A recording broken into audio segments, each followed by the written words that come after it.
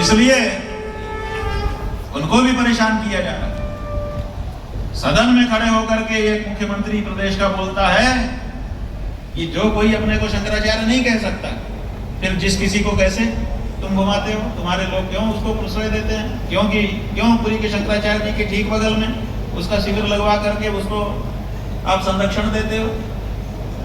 हाँ? अधोक्षजानंद नाम का जो एक व्यक्ति है जो आतंकवादियों से भी संपर्क रखता है, एक बार हम आपको कहानी बता के खत्म करेंगे। एक बार केरल के मुख्य सचिव का हमारे पास फोन आया, पुरानी बात है, 7, 8, 10 साल पहले। उन्होंने फोन किया, हमने केरल के मुख्य सचिव का हमारे पास क्यों फोन आया? हमको लगा कि कोई फ्रॉड है, केरल का मुख्य सचिव अपने को। हमने कहा बताइए क्या बात है? बोले नहीं, हम आपसे प्रमाण जानना चाहते हैं कि पुरी के शंकराचार्य कौन है। हमने कहा पुरी के शंकराचार्य जी महाराज जी का नाम लिया कि निश्चलानंद सरस्वती जी महाराज है पूज्यपाद। तो उन्होंने कहा नहीं, अधोक्षजानंद जी वहां के शंकराचार्य हैं कि नहीं है, ये बताइए। हमने कहा नहीं है तो नहीं, लेकिन क्यों पूछ क्यों रहे? बोले ऐसा है कि उनका प्रोटोकॉल आया था, तो हम बहुत शंकराचार्य जी के भक्त हैं, तो हमने सोचा कि पुरी के शंकराचार्य जी की सेवा हमारे मुख्य सचिव रहते केरल में हमको मिल रही है, तो हमने उनके लिए राज्य अतिथि का दर्जा जारी किया। इतने से भी हमको संतोष नहीं हुआ, तो केरल की सीमा में हम खुद खड़े होकर के गए कि उनका स्वागत करके हम अपने प्रदेश में लेके आए।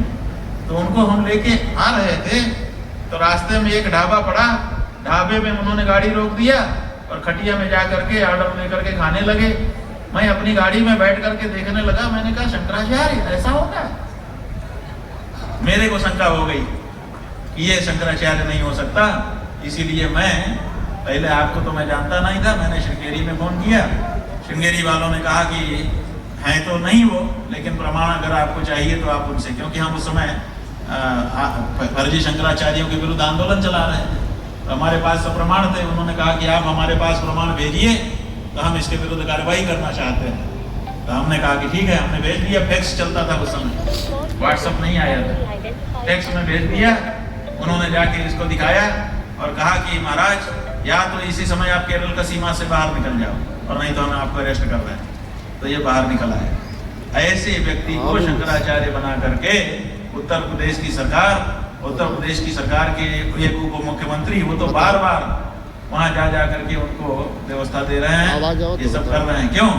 क्योंकि पुरी के शंकराचार्य जी महाराज सनातन धर्म के अनुसार जो सच है वो बोल देते हैं।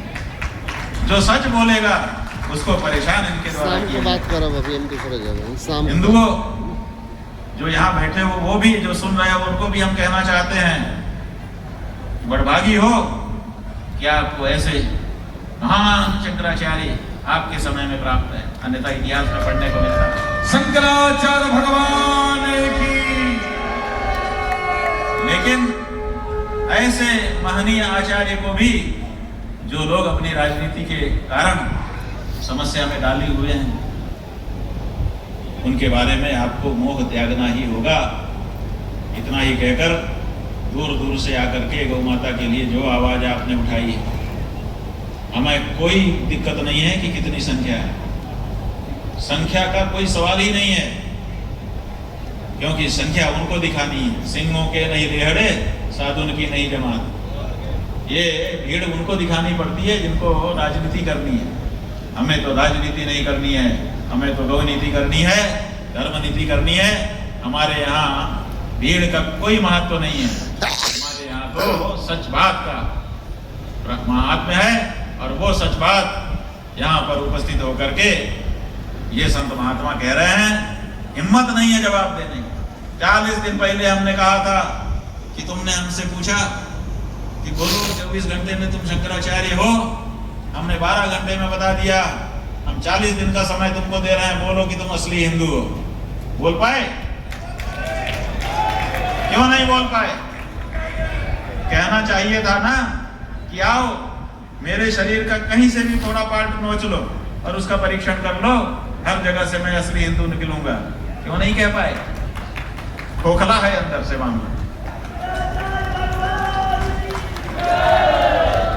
इसलिए ये खोखलापन अपने को छोड़ना है, अपने को ठोस रहना है, अपने को सदाचारी रहना है, ताकि जब अपनी बात आए तो अपने लोग गरज करके कह सकें कि आओ निकालो कहां से कौन सा अंश निकालना चाहते हो।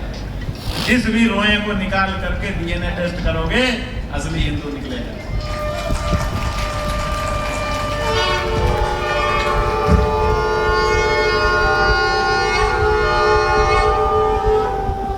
आप भी ऐसे ही बने, यही शुभकामना करते हुए यहीं पर हम आज की शंखनाद सभा को विराम दे रहे हैं।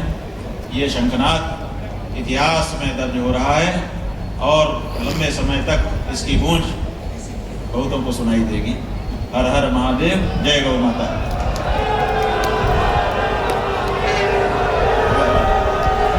महाराज जी अभी बाकी लोग हृदय पीछे रहे।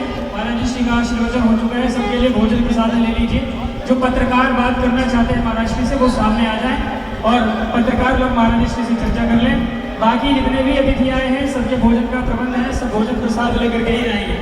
बीच में भी भीड़ ना लगाए, पत्रकार बंधुओं को सामने आने दें ताकि वो महाराष्ट्र से चर्चा कर सकें।